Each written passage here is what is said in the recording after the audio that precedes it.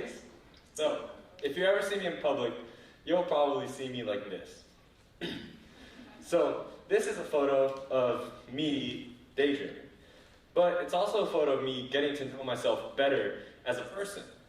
And it's also a photo of someone with the brain capacity to completely ignore their physical surroundings and live inside that fantasy that they create inside their minds, just for 10 seconds. But it's also a photo of someone who wastes time. It's a photo of someone who can't live in the moment, and definitely a photo of someone with no attention span.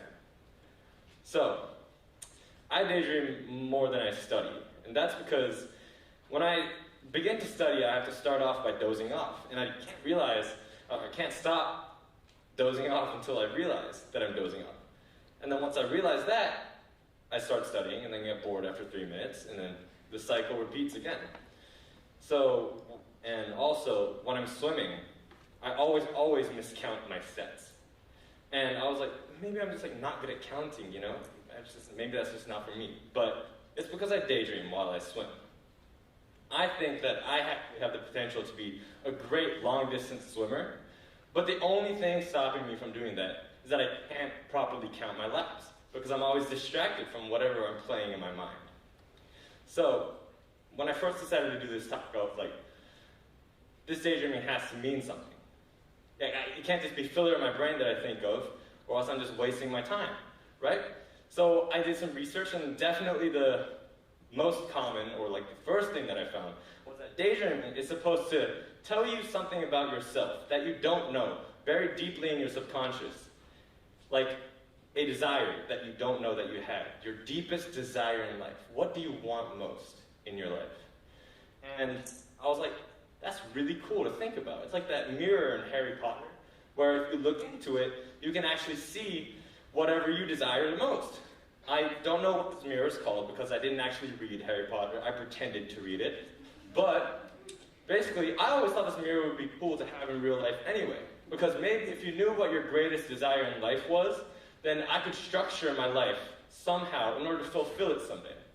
And so, basically, I made a connection. I was like, if I remember what I see in my daydreams, if I remember what I daydream about all the time, then maybe it'll be the same thing as looking into this mirror, and I'll know what my greatest desire is. And so, I tried to remember what my daydream's about. So I thought, and then I realized that I actually have no idea. I have no idea what I daydream about. So how could I not know what I daydream about if I do it so often, right? And so after I think about it this way, I go back to this picture, and I'm like, yeah, this is definitely just a photo of someone wasting their time, right? I'm not actually in deep thought of something that I don't even realize about myself, or that my conscience doesn't realize about myself. It's just someone thinking about nothing, right?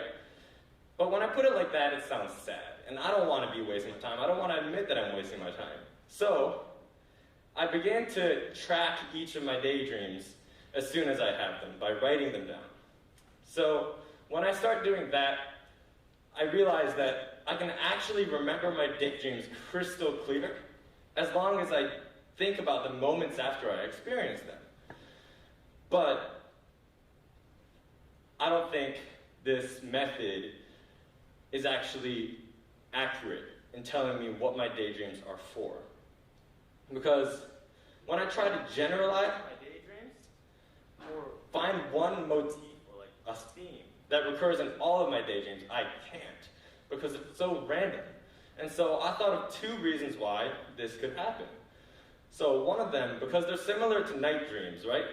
They disappear within 2 seconds. But I don't really like that reason that I thought of myself, because I think that your conscience plays a much bigger role in daydreams because you're awake, right? So that's why I like the second reason more.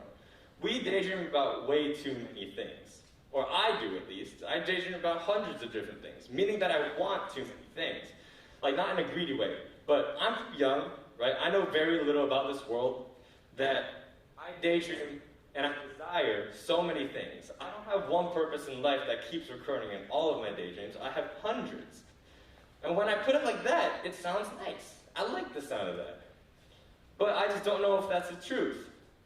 And that's because I don't think any of my daydreams actually have anything to do, or they're not related to any deep desire that I have. They're not related to a meaning, or they definitely don't seem like they are.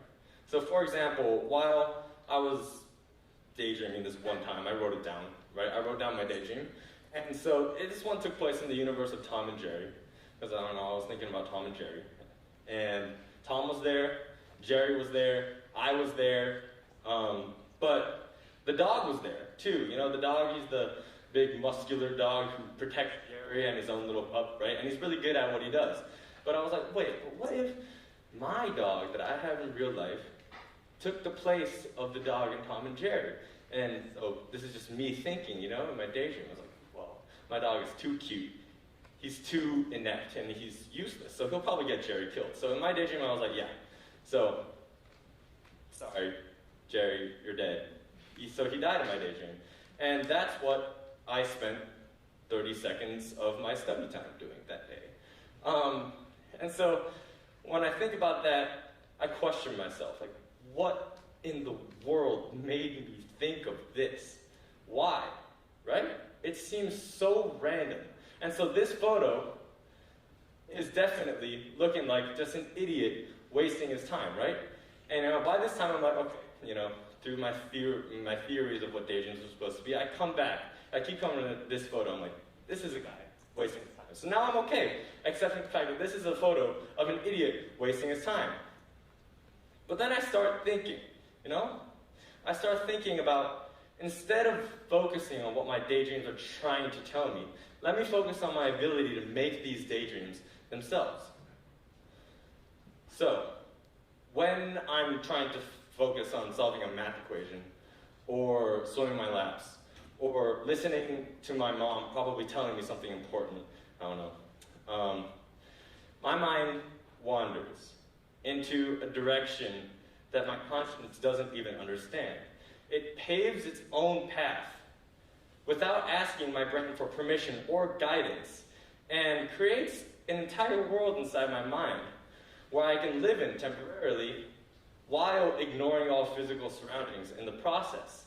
And I think that that pattern of thinking that is required to make a daydream is much more nuanced and complicated than it would be just to listen to my mom telling me that she's not going to be home on Thursday to make dinner. So, the benefit of daydreaming is this. Well, yeah, daydreaming, I think it is a waste of time. Because even if it did tell you your deepest desire in life, I think it kind of ruins the excitement of living your life in order to find that desire yourself.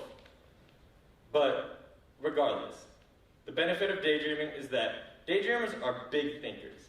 We are creative and we are innovative, because if we can completely detach ourselves from reality and think about situations which would probably never happen in the first place, I think it means we have the creative capacity to tackle big picture scenarios with ease and with lots of deep thinking and, you know, probably something that like a normal, boring scientist would never be able to think of.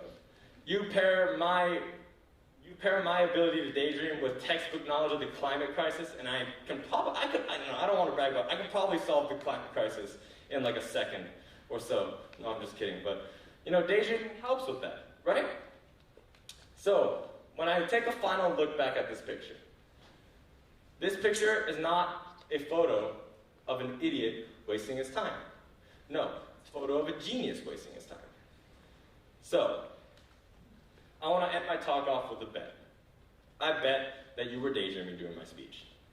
For like 10, 15 seconds. I don't want you to be daydreaming for that long, because that makes me feel sad. But, you know, for around 10 seconds, your mind probably just wandered, and you thought about whatever you wanted to think about, right?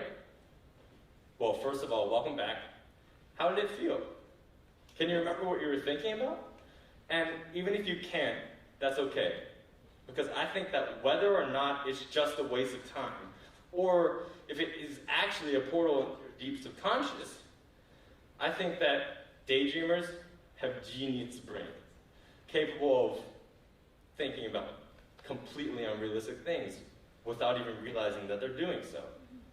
So, to all my fellow airheads. It takes a lot of thinking to not think about anything at all.